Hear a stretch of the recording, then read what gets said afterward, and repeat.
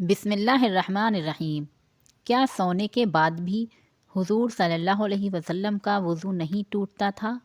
حضرت عبداللہ بن عباس سے روایت ہے کہ انہوں نے فرمایا کہ میں نے ایک رات نبی کریم صلی اللہ علیہ وسلم کی بیوی میمونہ بنت حارث کے یہاں گزاری۔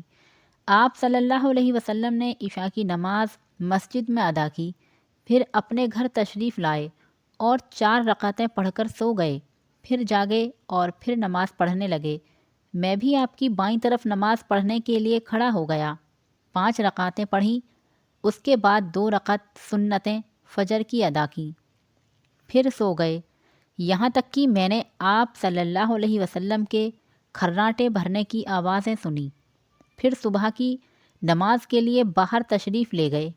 یہ آپ صلی اللہ علیہ وسلم کی خاصیت تھی کہ سونے سے آپ کا وضو نہیں ٹوٹتا تھا، کیونکہ حدیث میں ہے کہ نبی کی آنکھیں سوتی ہیں، دل نہیں سوتا۔